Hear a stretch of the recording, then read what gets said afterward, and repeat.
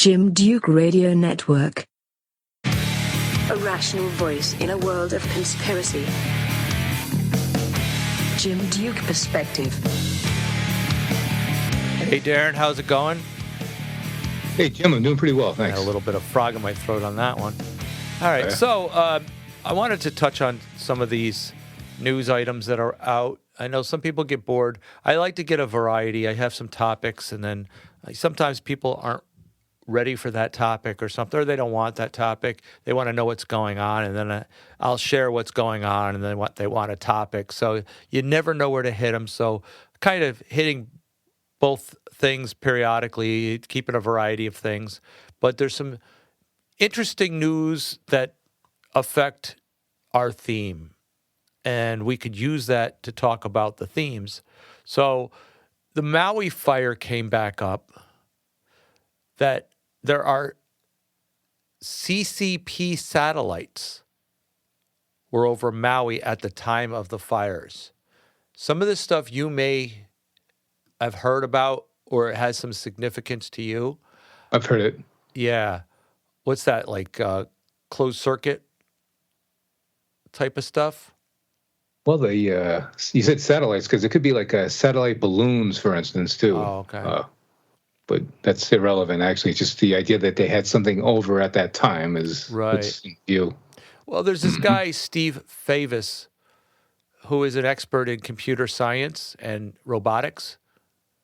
And he has been looking into the Maui fires to kind of collect the information of the intelligence and things like that, things that were going on at the time, to see if he can pinpoint some possibilities of some outside interference to the Maui fires. You know how we suspected that there may have been some tampering that caused it for some reason? Mm-hmm. He says he has compiled evidence that technology exists. Now, he says that to have started the fires from a satellite in Earth's orbit. And he confirmed that these CCP had satellites capable of doing these at the time of the fires over Maui. Wow. I did also see a video of satellite imagery of the fires, several of them starting simultaneously. I should have brought that. I should have had the video clip of that. But that's very interesting what you just said there. Wow. Well, I'll read what he says. The most efficient way to ignite a fire on the surface from a satellite in Earth orbit would be to paint the target in segments by pulsing the laser with an advanced targeting system.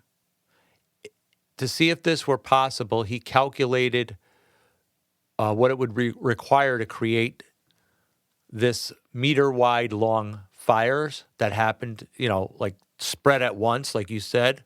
It wasn't just one spot. It was like spread over it was like a spread that the fire started.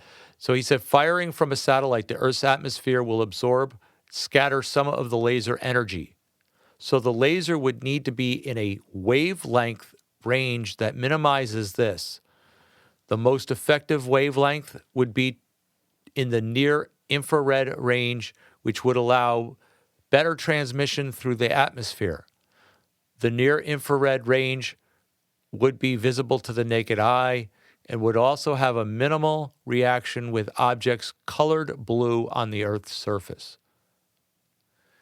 The power of the laser would need to be in the hundreds of kilowatts range, so his calculations on a 10 megawatt laser firing from Earth's orbit, that's what he's basing it on, and assuming that the atmospheric loss amounts to 50% of the overall power and only 5 megawatts reaching the surface as a 1 square meter beam, it would ignite a fire almost instantly.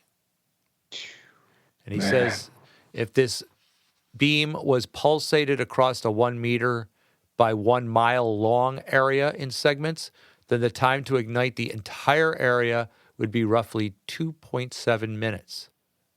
It would take approximately 8 seconds to melt an aluminum alloy wheel. The amount of energy required to pulse a 10 megawatt laser for 2.7 minutes would require approximately 3,220 capacitors, which would amount to 32,000 kilograms in weight. Using MATLAB software and plugging in public data provided from NORAD, he found satellites launched and monitored that were directly above the Maui fires at the time of these ignitions. He's saying that can we say this is what did it, Darren? Can we say that without a doubt this is what caused the fires? No, we cannot. No, all right. So we're speculating that if they were fired by satellites, it would be possible, and there were satellites in the area. So I think that's what our conclusion or our summation should be about this. But I'll read on what he claims. He said the most recent rocket, remember I said that you would need 32,000 kilograms in weight? The most recent launched up to 48,000 kilograms, which would require plenty of payload for these things to be up there, having what was caused that could cause having enough weight to sustain to host these lasers that would be claimed to have caused this. So I have to be careful because I'm only speculating too. Adjusting NORAD's default coordinated universal time, the UTC, he found the following. The Olinda fire was ignited at approximately 10:47 p.m., August 7th. At this exact time, the satellite labeled NORAD 53299 was directly over the location. The Lahaina fire was ignited at approximately 6:37 a.m., August 8th. At this exact time, the satellite 55836 was over that location. The Kula fire was ignited 11:30 a.m., August 8th, and NORAD 53299, that's the same one that was previously over Olinda, was directly over this location.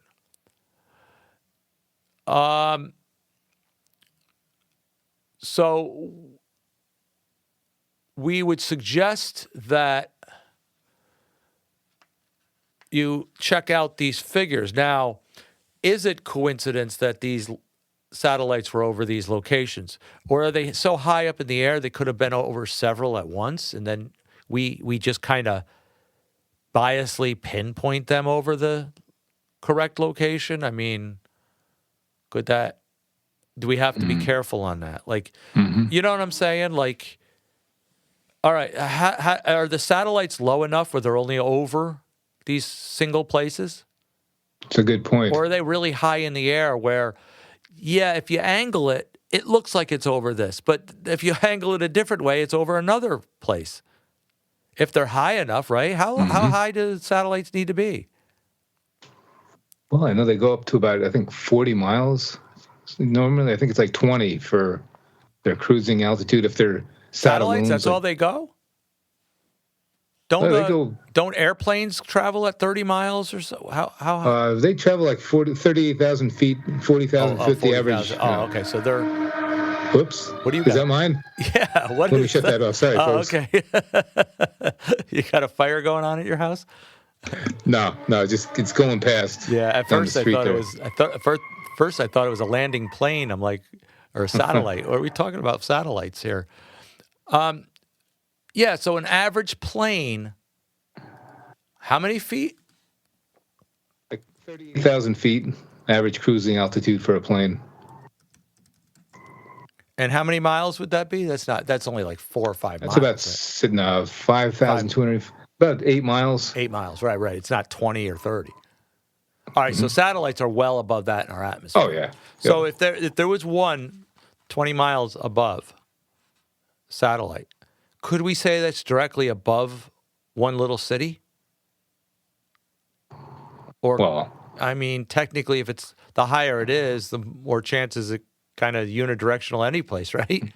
Well, if you go by a right angle, which is impossible on a planet, by the way, but that's a whole other subject. But assuming you can get a right angle off a planet, it'd have to be exactly right over, which would be astronomically, small to get it exactly over. So no, it can. So I'm wondering if they could monitor, like, at this time, if this satellite truly was over this one location.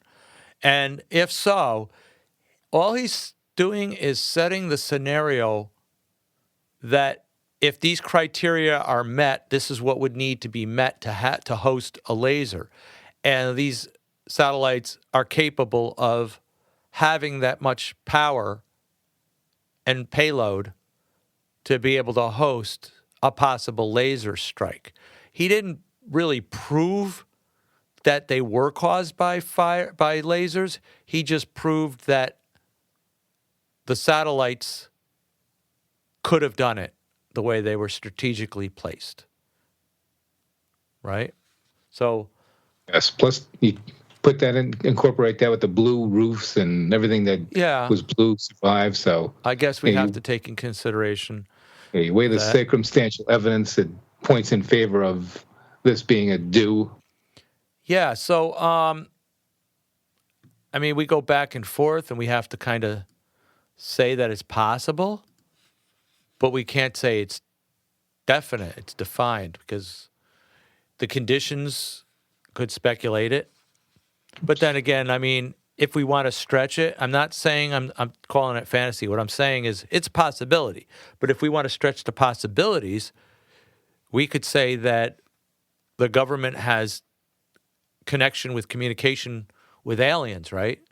And that the aliens were summoned to shoot lasers from space at that time. And if we can prove that there were alien activity, you know what I mean? We could speculate anything at this point. Right. Yep. But just because satellites can do it, and just because satellites have the payload and the ranges and everything else that seems to give it the criteria, we can't just assume that they were definitely causing it. But what else could cause? I'm not saying what else, because it could be a lot. When we say when we narrow, we pigeonhole ourselves there, and we say what else could it be? What we do is that we narrow-mindedly subject people to one strange thing. This is what it has to be, because it can't be. We have to rule out everything. But can we possibly rule out everything? Just because we think it's a strong possibility, it's a satellite. Could we say, what else could it be? We have to rule everything out, therefore it was a satellite? Or could we say something else, like maybe they have something else advanced that they used, or maybe China did it, or maybe, maybe Elon Musk did it with his satellite. Who knows? But what I'm saying is we got to be careful when we subject our it must be attitude. You know what I'm saying? Mm-hmm. Right. You can't say dogmatically this is it, but because people do that. Mm-hmm. Yeah, you can't close but you're be closed-minded and you reject can't dismiss the possibility. But we can't go around accusing with absolute affirmity that this is what happened. So now, hey, just in case it might have been the possibility that NORAD launched these satellites that somehow just coincidentally ended up over these places, it must be the government. So everybody go out and now charge against your government, right? And let's hate our government because this could have been a possibility from them. We don't want to do that either and cause unnecessary pointing fingers when we haven't had the evidence. Although, like they do in courts and when they do when detectives investigate, right? They don't say, I hate this person, he must have done it. They just strongly look at the evidence and see if it still points at the person. So all we can do is keep observing the evidence and seeing if anything still, points to this. I'm making it clear on that? Yeah, that makes sense. Yeah. But we don't want to launch. In other words, we don't want to launch a witch hunt against the government either, because we speculate that they must have done this. I think we have other things right. to launch a witch hunt against them besides this. I think intuitively everyone knows it's them, but we just can't say it, definitively because we know they're corrupt to the core. We know they're corrupt, and we do know that they have they tamper with weather, and they have weather modification. Now, this we know for a fact. We don't have to say on this one, we don't have to say, well, Darren, just because they're capable of doing weather modifications, because there are prototypes out there, because there are patents out there, we don't know that they really use these against any humans or any situations, right? Can we say that? Well, I did see a video of NASA turning on a weather machine generating torrential downpours right during the middle of Hurricane Katrina. This is in Louisiana, just miles away. So yeah, but we don't have any really. They could cloud seed, but we don't have any proof that they do cloud seed. So we're just speculating, right? No, they have evidence that they cloud seed. I've seen planes. Yeah, they do in China. They do. Matter of fact, I can't remember. I want to call her Dolores Peterson, but I think it's more like somebody Peterson. Went before the. She was an agricultural director in the U.S. Agriculture Director. She went before the board at the United Nations and asked them why there are haphazardly sending chemtrails in the air and contaminating the clouds to hold back the ozone and depletion and doing. She said it's harming the environment. So she brought this up to a case before the United Nations. So we have those cases that prove from her charges that they are doing these things. We also know Operation Popeye in Vietnam. They used it to cause torrential downpours so that the ground you couldn't travel on the ground, and the enemy wasn't going to come out. Matter of fact, there's a theoretical physicist. Now, this is theoretical physicist, so that means that he works on theory, right? He's not a physicist. He's only a theory of physics. But this guy, have you come across this Dr. Mikio Kaku? No. I'm probably pronouncing it wrong, like I always do. He says the government can control the weather. He's right. They can. But he says that 8 states practice some form of weather modification regularly. And he gave examples. Operation Popeye was a top-secret program during Vietnam to seed the clouds with silver iodide crystals to accelerate the monsoon season to wash the Viet Cong away. During 2008 Olympics, China seeded the cloud to have the rain outside the Olympic area, and many countries have weather modification programs. Energy, economy, trade, war, and everything else is dependent on the weather. And he says that the U.S. is experimenting with trillion-watt lasers that are pulsed and produced more energy in a split second than all of the nuclear energy plants on Earth, and only last for brief seconds of time, but in that brief moments, raindrops can be created. There's interviews with this guy, and he explains it. Of course, I can't plug it in and play it right now, but he explains how the droplets, the droplets are isolated or covered by silver iodide crystals, and it creates them to be heavy, and then they let go.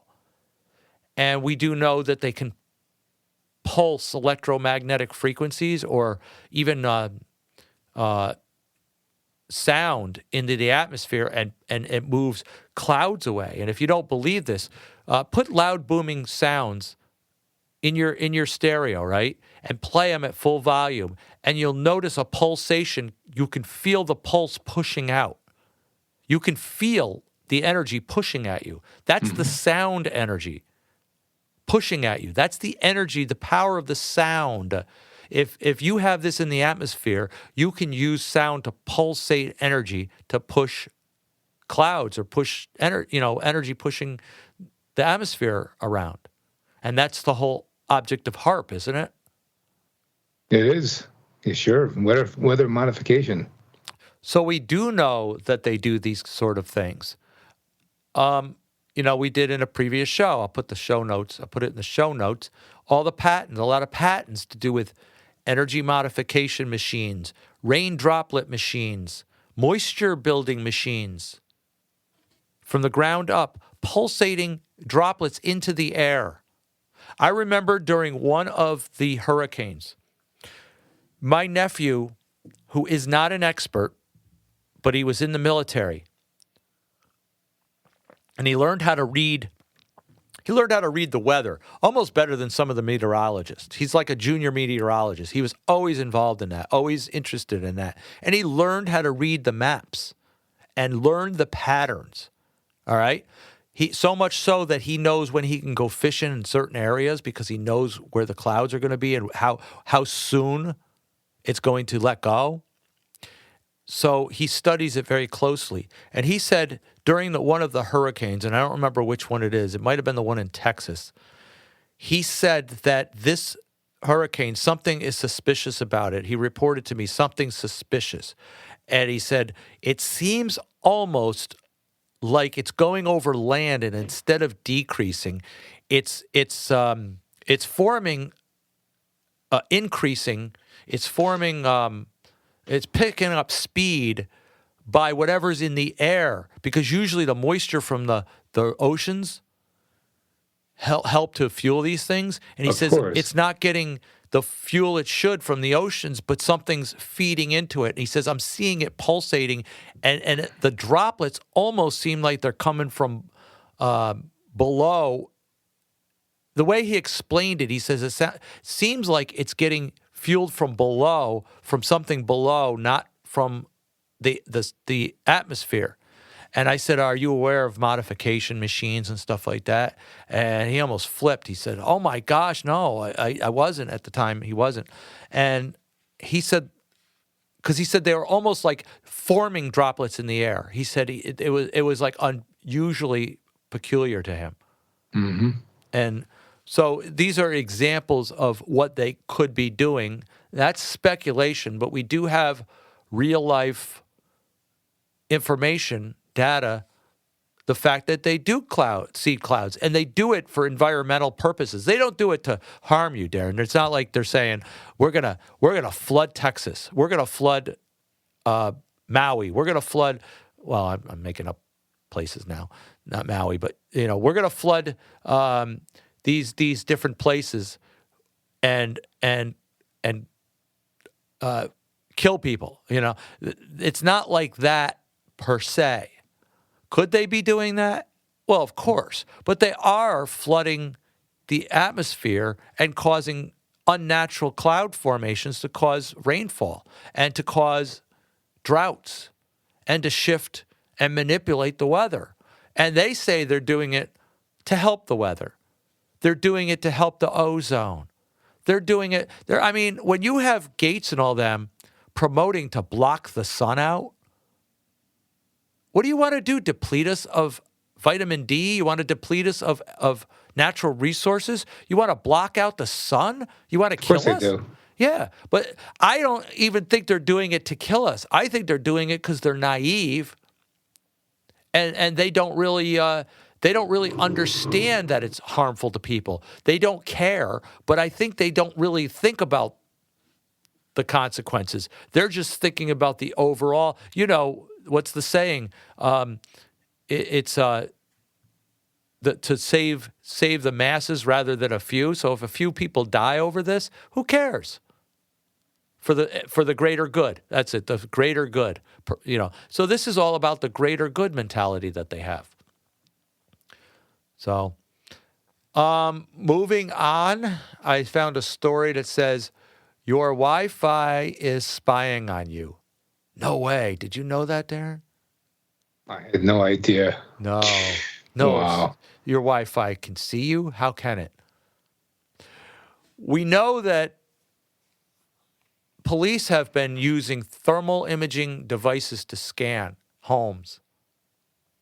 There was a case out in Oregon that they did this. Now, they have to obtain search warrants to do these things. But the problem is when they suspect somebody, do they have to get a search warrant when they suspect somebody? Not really. If they could get into your house without you knowing they were doing it, they could look around, can't they? I'm sure they do it a lot. Yeah, it says here that they do searches requiring a warrant that the police sometimes don't obtain. But how much your government that's not really privy to state laws and such, could they invade your home with these tools, these thermal imaging devices? And the thing is we put them there because we use Wi-Fi. They tricked us into using Wi-Fi, and now Wi-Fi is being used against us, possibly. There's electromagnetic waves, which not only are harmful in some ways, in doses, if you get large doses, but we're totally being magnified by these things. I made a plea that our environment, our atmosphere is no longer a moisture atmosphere. It's an ionized atmosphere. So it's like electrolyzed. So you got electromagnetics all through the frequencies. And I joked saying they could probably tap into the electromagnetics and in that whole web of things, somehow control what images they can see and use it to tap into our information. Come to find out, Darren, that we had a friend in the NSA who used to do technology for them back in the 80s, before they existed. Because they didn't exist back then. There were no such agency. That's what they called the NSA. And we know that they have, we know that the NSA has been working on stuff like this, non-wired frequencies tapping for a while. However, my source says he cannot give me the information, not only because he's under gag order, but because he doesn't want to put me in jeopardy by him revealing what they can do and me telling you what they can do. But I can guess what they can do. And that gives a confirmations.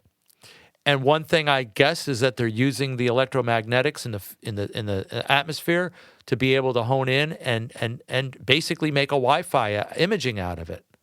And that's exactly what they can do. We're seeing it's the same as the light you see. It can penetrate walls due to much longer wavelengths. And just like light, these waves reflect off various surfaces, and when reconstructed properly, they can create the image, show you what's inside. Just get metallic paint, forming your house into like a Faraday cage, and you can circumvent their but then you spying. Don't have Wi-Fi. Well, you could always put it on the outside of the house. And I guess. And use wires, right? Yeah, that's all. Yeah, we should all be doing that, really.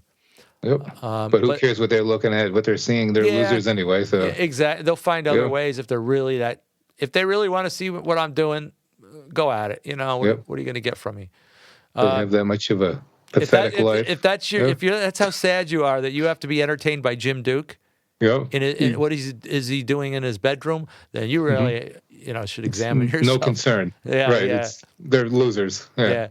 But they're ultra wideband, high resolution, short pulse imaging radar systems, around 10 gigahertz they use, and the applications are used for military and police, providing them enhanced situation awareness. And now with AI, these frequencies produce quite coherent images. So they're out there. So, we know that Wi-Fi operates on 2.4 and 5 gigahertz ranges, and it's the same thing as the light you see. So they work off of that same the same, electromagnetic frequencies. So, and, there's researchers that they're all competing to be, the innovators of this technology, of this imagery. And so, there's a call for it because that's what these guys do. And the elite give them leeway to be able to develop these things. I mean, could they have developed them 100 years ago? I don't know. Why does it take thousands and thousands of years to get them at this point, Darren, when they could have just figured this out 2,000 years ago? Are we really that advanced? Did we really evolve into this intelligence? Or do you think something was restraining it all along, and now all of a sudden it's letting go, and the restraining is holding back and letting these guys go at it? I don't know. DARPA works on things like this. DARPA is the leading research agency that the government, third-party government contractor, the military industrial complex, and their technology is building. They can do things that we haven't even really discussed yet, but DARPA helps develop these things. And as they say, they're ready for production. For other usage, we know that if they're ready for production or they're ready to be publicized, we know that technology is usually 70 years advanced before the public gets to see it. So they're probably already working on this. And, you got CCTV cameras that they're putting up every place, right? And people are fearful of that. And maybe that's just kind of a redirect. We're worried about cameras being put up while they're watching us through Wi-Fi already. They don't have to have cameras. But the cameras make us feel that we have an eye on knowing where to be suspicious. This is why I say to people, folks, you got to be careful when you demonstrate how you know what must be the mark of the beast and different things, because as soon as you have your eyes on some new technology, and every time they come up with the mark of the beast thing, Darren, you notice it's always the latest technology. It was the the Morse code, the radio, and then it was the RFID chip. We knew it was the RFID chip, right? Oh, then it had to be the smart chip, right? That has to be the mark of the beast. Oh, well, that didn't pass. Nobody's required to have these. Oh, now, Darren, it's the vaccine. But not everybody needs to buy or sell that have the vaccine. So it can't be the vaccine that's the mark of the beast right now, right? So they'll pick a next technology that comes out. Everybody's chasing technology, suspecting they must be the next one. So these guys, they come up with a camera and they say the camera, the imaging, the AI, that must be the mark of the beast. Really? Well, you wouldn't be able to buy or sell without it. So obviously those aren't the mark of the beast, right? Because can you buy and sell without being marked with the mark of the beast, Darren? Are you either you're marked buying and selling, or you don't have to have the vaccine and these technologies to buy or sell. Therefore, it's not the mark of the beast, right? Right. Right. But people say it is. It must be. Every new technology. So while we're watching cameras, they're doing things with Wi-Fi. How do you know Wi-Fi and AI isn't going to be part of the mark of the beast eventually? Mm-hmm. Good point. But if I say that, Darren, and I say, oh, that's got to be the mark of the beast, Darren, what happens next year when they come out with another technology? I have to abandon all my stamp in the ground of a surety that I knew that was it, and now it's not. It's this new thing. We have to stop chasing the technology and making it fit the criteria. Exactly. When it happens, it'll happen. You'll know the mark of the beast because if it was the true mark of the beast that prevented you from buying and selling without submitting to the image of the beast, without having your loyalty to worship the beast, then otherwise it's not. And you'll know when you come to that point, if we come to that point and have to make that choice. So I'm just saying, just be careful when speculating. All right, so last story is, so did you see this? Zelensky, the Ukraine Prime Minister, has petitioned to assign Marina Abramovic, the witch, to be an ambassador to help children. He wants to sign her on. He asked for Serbian artist in quotes, Marina Abramovic, to become the ambassador for war-torn Ukraine children. I mean, what are they going to do, cast spells to protect them? Wow. Does he want her to cast spells? Now, she claims she's not a witch. She claims she's not a Satanist. She's an artist who just has a really high imagination for sadistic art. She's just got a keen eye for sadistic art. Nothing to see here, Darren. Just because she's spirit cooking, having these concoctions of blood and urine and sperm doesn't mean that she's bad. And then she'll claim, well, it's not really those recipes. They're just basically simulations of those things. Just like her cakes, her human cakes where they eat the guts. Like that's supposed to be a joke? Cannibalism? Even if it's fake, it's still representing cannibalism. These dinners that Tony Podesta and the Podestas, John Podesta and Tony Podesta, I think their names are, and they were invited. They're invited, and Lady Gaga's invited, and Jay-Z's invited, and they do these rituals, these spirit cooking rituals, and eat these human cakes, lifelike cakes, and she's got a home with a pentagram roof. Did you ever see this thing? Maybe. Yeah. Well, you probably saw it I saw it in New York Times or New Yorker magazine, and then come to find out, Darren, she lives 20 miles from us.